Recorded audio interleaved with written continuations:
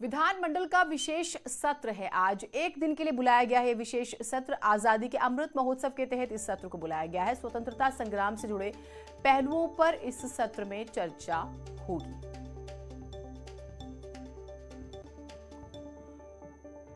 तो आप जानते हैं आजादी का अमृत महोत्सव मनाया जा रहा है और तमाम तरह के कार्यक्रम अलग अलग राज्यों में भी हो रहे हैं और उसी के तहत ये विशेष सत्र, हालांकि उपाध्यक्ष पद के लिए चुनाव भी है तो वो भी बहुत महत्वपूर्ण है, वोटिंग खास तौर से।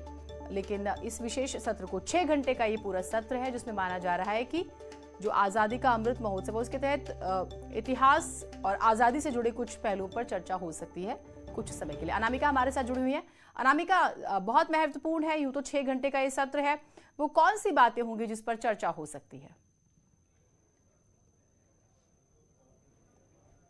देखिए, आज़ादी के अमृत महोत्सव की तर्ज पर जो 75वीं वर्षगांठ है देश की आज़ादी की, उसको पूरा देश मना रहा है। लेकिन इसी को देखते हुए एक दिन का विशेष सत्र बुलाया गया है। इस विशेष सत्र में सबसे ज़्यादा महत्वपूर्ण है विधानसभा उपाध्यक्ष का चुनाव, जिसको लेकर सभी दलों की ओर से जो प्रयास है वो ये है कि एकजुटता दिखाई जाए। साथ ही समाजवादी पार्टी की ओर से जिस तरीके से प्रत्याशी उतार दिया गया मैदान में, तो पहले जो ये चुनाव एक तरफा दिखाई दे रहा था, अब इस बीच में दिलचस्प मुकाबला भी होगा, देखने को मिलेगा। इस वक्त मैं मौजूद हूँ बीजेपी विधानमंडल दल की बैठक में। हालांकि विधानसभा उपाध्यक्ष के चुनाव से पहले देख सकते हैं आप कि बीजेपी की ओर से विधानमंडल दल की बैठक बुलाई गई है। मुख्यमंत्री योगी आदित्यनाथ समेत तमाम जो डिप्टी सीएम है, पार्टी के बड़े मंत्री, साथ ही साथ सभी विधायकों को यहां पर एकजुट रहने के लिए, इकट्ठे होने के लिए कहा गया है। नितिन अग्रवाल जो कि बीजेपी की ओर से उम्मीदवार बनाए गए हैं, अब वो भी यहां पर मौजूद दिखाई दे रहे होंगे आपको। इस बैठक के जरिए स्ट्रैटेजी ये होगी तय करने की कि किस तरीके से पार्टी चुनाव में जा रही है और इसी विधानसभा उपाध्यक्ष के चुनाव के जरिए 2022 के चुनाव में कैसे संदेश दिया जाए, इसको भी लेकर के अगर माना जाए तो नितिन अग्रवाल जो कि दिखाई दे रहे होंगे आपको तस्वीरों में। नितिन अग्रवाल जी, आज आपके लिए परीक्षा की घड़ी है। 2022 के चुनाव से पहले आपके लिए असल परीक्षा है, क्या कहेंगे आज? देखिए, संवैधानिक पद है और माननीय नेता सदन ने, आपने जैसे देखा है कल नॉमिनेशन में आके उन्होंने इस पद का सम्मान किया और वो वैसे भी पदों का सम्मान करते हैं, परंपराओं का सम्मान करते हैं।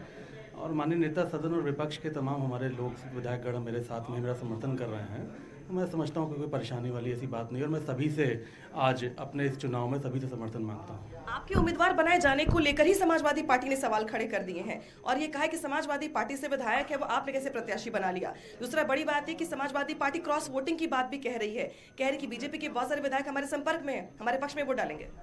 वो भारतीय जनता पार्टी के विधायकों की चिंता न करें, समाजवादी पार्टी पहले अपने विधायकों की चिंता करें।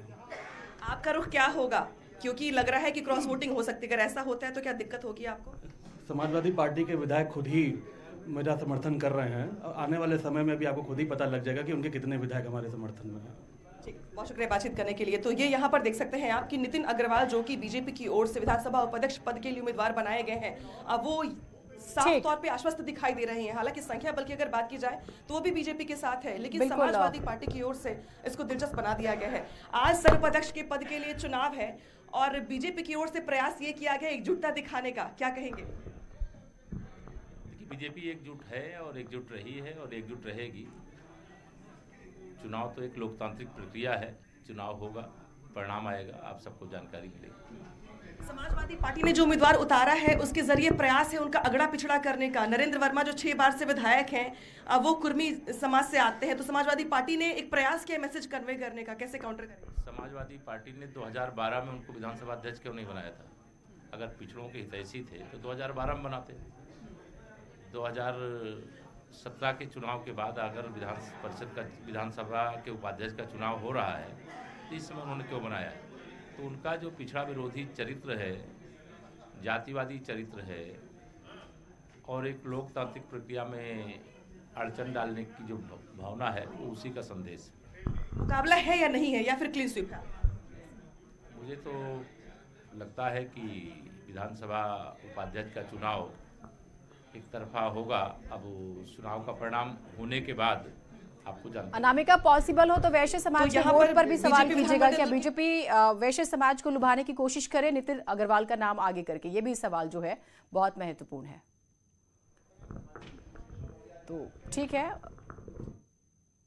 तो अनामिका को जो है आप सुन रहे थे, उन्होंने जो है बीजेपी प्रत्याशी से बात की, डिप्टी सीएम केशव प्रसाद मौर्य से भी बात की और वो लगातार देखिए, क्योंकि विधायकों के पहुंचने का सिलसिला शुरू हुआ, वहां पर सभी बैठे हुए हैं, वोटिंग होगी।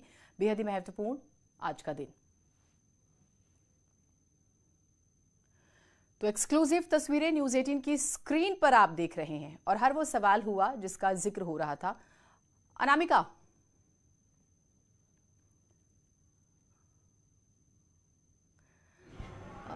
सवाल ये महत्वपूर्ण, क्योंकि देखिए जीनत, जिस तरीके से हम ये दिखाने की कोशिश कर रहे थे, ठीक, आप बात पूरी कीजिएगा। सवाल ये कि ठीक है, समाजवादी पार्टी ने बेशक से नंबर बीजेपी के पास है, लेकिन कैंडिडेट जो उतारा है उसने मैसेज स्ट्रांग दे दिया। आपने अगरा पिछड़ा की बात की, कुर्मी वोटर्स की बात हुई और फिर यही कहा गया कि बीजेपी वैश्य समाज, क्योंकि पिछले दिनों नाराजगी की खबरें आई तो उसे साधने की कोशिश कर रही है। मैसेज ज्यादा महत्वपूर्ण है। टाइमिंग तो बहुत सारे सवाल उठा रही है, आपने 4-4.5 साल में नहीं किया, आज क्यों जरूरत आन पड़ी?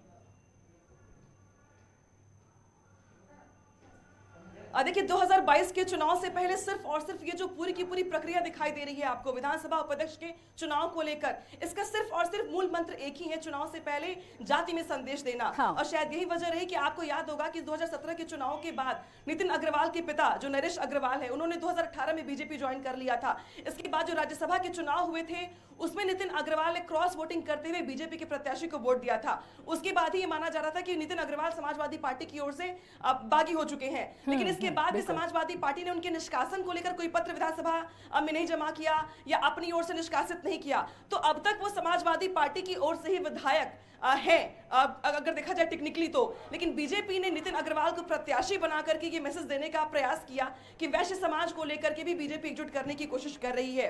हालांकि समाजवादी पार्टी की ओर से यह आरोप लगाया जा रहा है कि जब हमने निष्कासित नहीं किया, जब हमारे दल के ही हैं, तो बीजेपी ने अपना प्रत्याशी कैसे बना लिया। लेकिन फिर भी नितिन अग्रवाल की मुश्किलें बढ़ाने के लिए समाजवादी पार्टी की ओर से जो प्रत्याशी उतारा गया है नरेंद्र वर्मा, जो कि 6 बार से विधायक है, काफी सीनियर लीडर है, कुर्मी समाज से आते हैं। तो समाजवादी पार्टी इसी आधार पर वोट जो भी विधायक है, हर दल के विधायक है, उनसे वो अपील कर रही है कि आप पिछड़ा समाज के एक नेता को वोट करिए और वोट देने की अपील कर रहे हैं। वो समाजवादी पार्टी को ये पता है कि उनके पास संख्या नहीं है, लेकिन फिर भी इसी के जरिए वो प्रयास चाहते हैं करना कि 2022 के चुनाव से पहले पिछड़ों को लेकर संदेश देना चाहते हैं कि बीजेपी पिछड़ा विरोधी है, इसलिए बीजेपी पिछड़े समाज के प्रत्याशी को जिताना नहीं चाहती है। तो 2022 के चुनाव से पहले ये जो विधानसभा उपाध्यक्ष का चुनाव है, ये बेसिकली मैसेज कन्वे करने के लिए एक बहुत बड़ा माध्यम बनाया जा रहा है। आप रहिए, और नंबर्स को समझाना भी बहुत जरूरी है। देखिए बहुत क्लियर है, बीजेपी के पास नंबर्स हैं, लेकिन समाजवादी पार्टी ये जानते हुए कि उसके पास नंबर्स नहीं है, उसने अपना प्रत्याशी उतारा और ये माना जा रहा है कि वहीं से स्ट्रांग मैसेज दे दिया और ये पूरा जो चुनाव है इसे एसपी बीजेपी कर दिया, जिसकी उम्मीद नहीं थी, ना पहले ऐसा हुआ कभी। उस लिहाज से भी देखें तो बीजेपी के पास अगर 304 है, एसपी के पास 49-16 अपना दल के पास है। और अगर हम निर्वाचित सदस्यों की बात करें तो देखिए ये भी बहुत दिलचस्प है, 396 निर्वाचित सदस्य, जिसमें से 304 बीजेपी के पास, 7 सीटें खाली और एसपी के पास 49। क्रॉस वोटिंग भी होती है, तो आप ये देखिए कि 304 और